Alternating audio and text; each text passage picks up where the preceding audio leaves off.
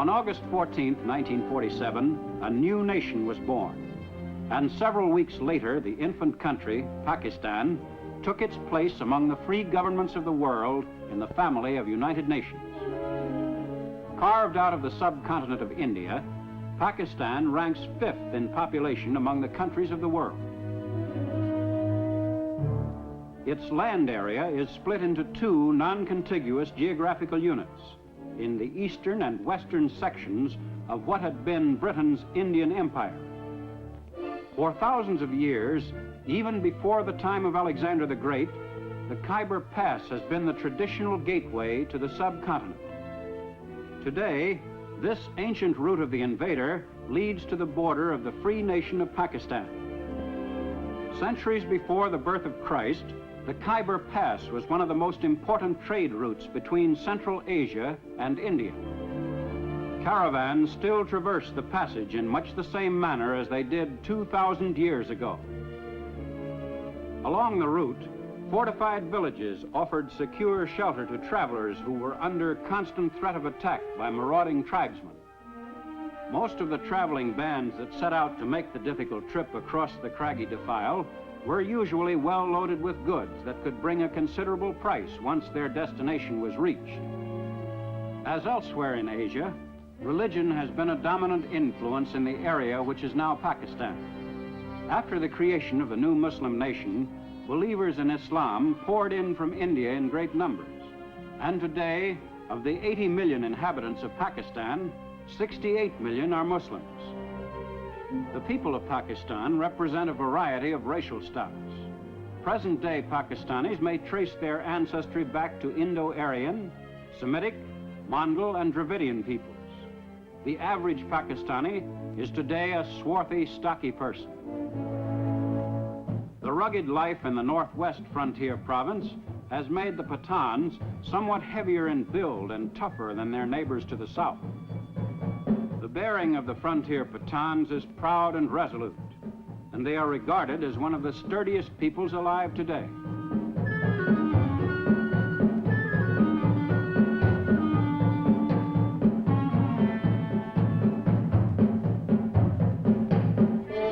But throughout most of Pakistan, the people lead a less vigorous life. The great majority of Pakistanis live in rural areas. Their daily pattern of existence varies little from the life of their ancestors on the same land generations ago.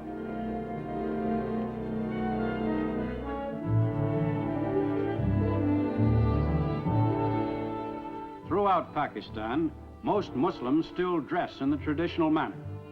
In each locality, there are slight variations in styles, but even urban Pakistanis resist any attempt at westernizing their attire.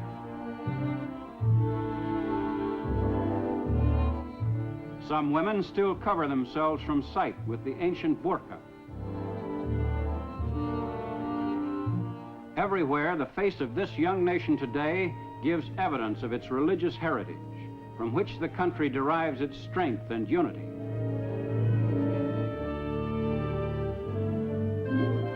But the 20th century has made its mark on Pakistan. Karachi Airport, one of the largest airfields in Asia, is a regular stop on the airline schedules of 7 nations.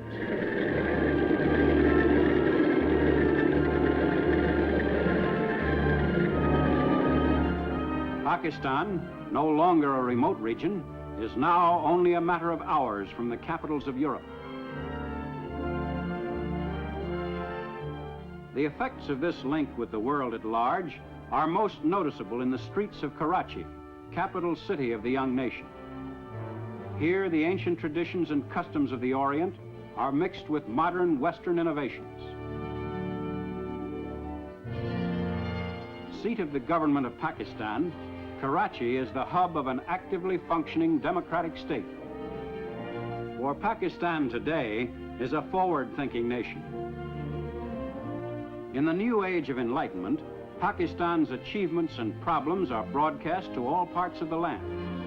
No longer must Pakistanis be uninformed of their country's development and place in international affairs. Even in the field of journalism, Pakistan has a rich background to draw on and a firm tradition to uphold. In an age in which propaganda is triumphing over truth in many parts of the world, Pakistan boasts complete freedom of the press.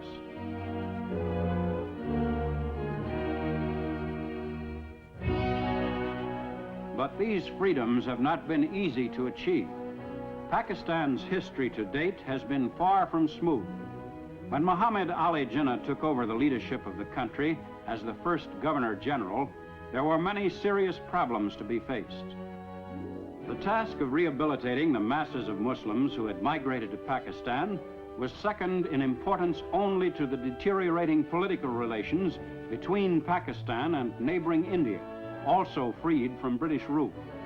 The open hostility between India's Hindus and Pakistan's Muslims made the new Muslim nation's first years very difficult ones.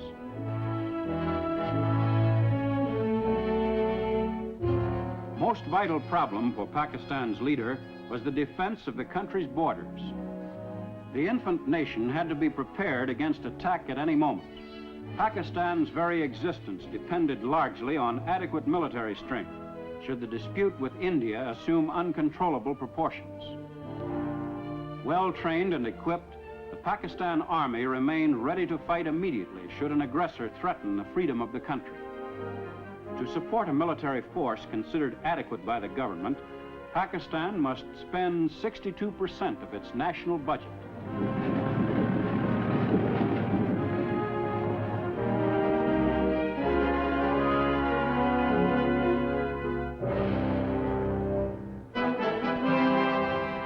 To keep its army well schooled in techniques of modern warfare, Pakistan has retained the services of a number of senior British Army officers.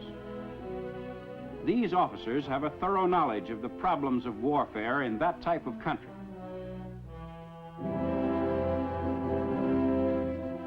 As a second line of defense, Pakistan has encouraged voluntary enlistments in its National Guard, equipped and trained under the supervision of the Pakistan Regular Army. Formation of the National Guard met with such enthusiastic public response that recruiting centers were besieged by volunteers, anxious to play an active part in their country's defense.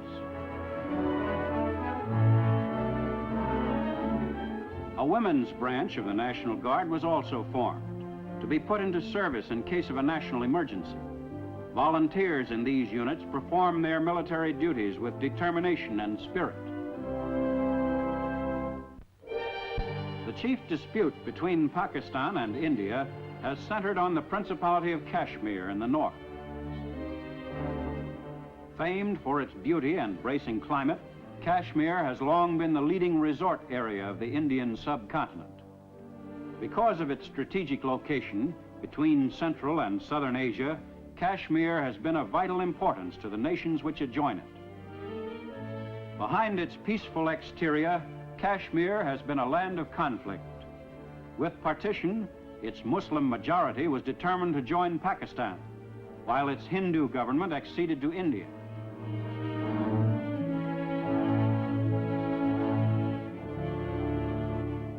After months of military operations for control of the area, a ceasefire agreement between Pakistan and India was put into effect in January 1949 through the United Nations. In April 1950, relations between Pakistan and India were improved considerably by meetings between the prime ministers of the two nations, Liaquat Ali Khan and Jawaharlal Nehru.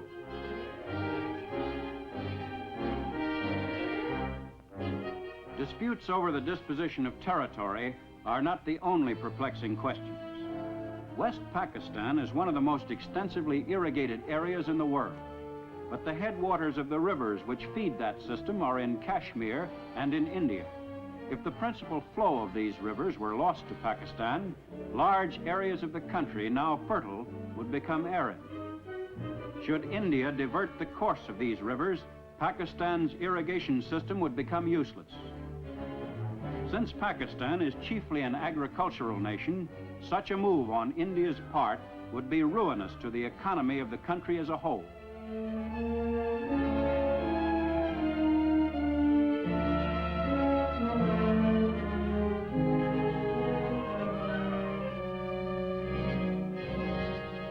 Farming is the main occupation of the Pakistani. About 90% of the people are engaged in cultivation of the land or in animal breeding. Pakistan's farmers, most of whom own the land they work, are now being advised by the government on modern techniques. But in general, they still use time-honored methods and ancient implements.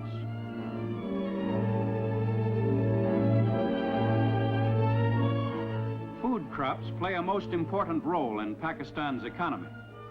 Wheat is the principal food crop of West Pakistan, which raises 99% of Pakistan's total of more than 3 million tons a year. This production is more than sufficient for the needs of the entire country, and the balance of the crop, some 600,000 tons, is available for export. More than 3/4 of Pakistan's total area under cultivation is devoted to the raising of food crops. Most of Pakistan's 80 million people live in villages which range in size from a population of a few hundred to several thousand. Each villager, by nature an individualist, takes an important part in the life of the community. In most cases, the village is self-sufficient. All minor disputes come before the village council, chosen by the villagers themselves. The council selects a headman from among the group, and when a puzzling local problem must be settled, the council meets in open session. A villager may accuse a neighbor of grazing cattle on his land, and the defendant must explain his side of the case to the council.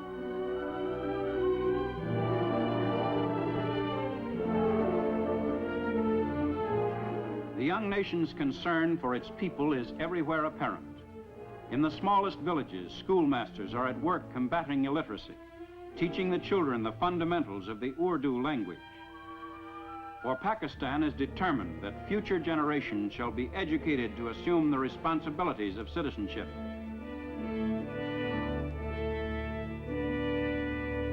One of the favorite forms of relaxation in the villages is a game of volleyball, a popular sport throughout Pakistan. There are few villages which cannot field a good team.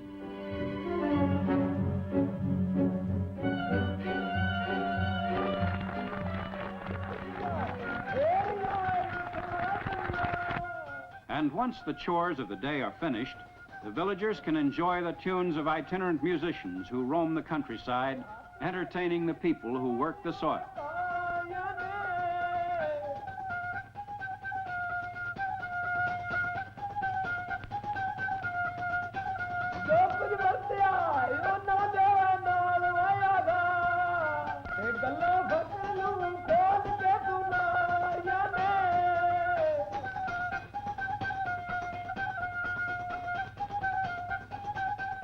Jute is the most important non-food crop, the principal source of financial income to East Pakistan. Called the golden fiber of Pakistan, jute is used for sacking and in carpets, linoleum, and upholstery. More than 3/4 of the world's supply of jute is raised in East Pakistan. Because the nation was left without a jute mill when British India was partitioned, the fiber could not be processed in Pakistan. Pending the construction of mills, Pakistan exports the raw fiber. All of East Pakistan's exports are funneled through the deep-water port of Chittagong on the Bay of Bengal. Through this port are routed also all shipments bound for West Pakistan, the only surface supply route between the two sections of the country. At Karachi, principal port of West Pakistan on the Arabian Sea, the ships of the great maritime nations discharge their cargoes of machinery.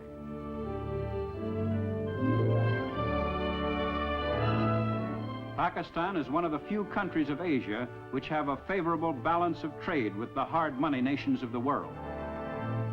For despite the large quantities of machinery and other goods entering the country, Pakistan's exportable surplus of jute, cotton, wheat, and other products more than offsets the value of its imports. Transportation facilities to the interior are being improved steadily. Track trains like the Pak Mail Express link the major cities of Karachi, Lahore, and Peshawar.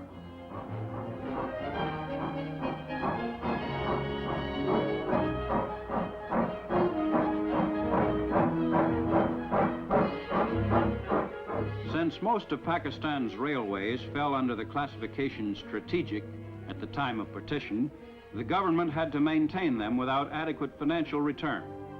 But the difficult period ended after some 7 months, and today the railways are on a sounder operating basis than ever before.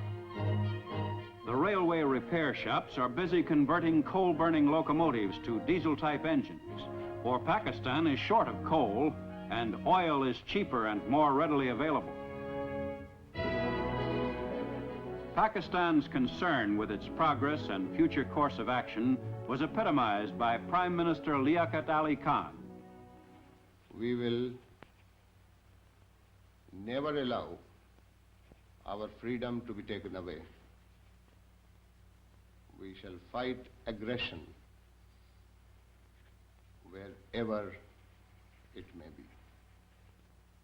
And Pakistan shall cooperate with all those countries who want peace in the world and progress of mankind. To protect that peace and to achieve that degree of progress, the people of Pakistan are united in their resolve to work ceaselessly. For Pakistan is building for the future, and each Pakistani has a stake in that future. The people of Pakistan today are certain that their young country will grow and prosper, and will, in the years ahead, continue to win the respect of the other free nations of the world. Time marches on.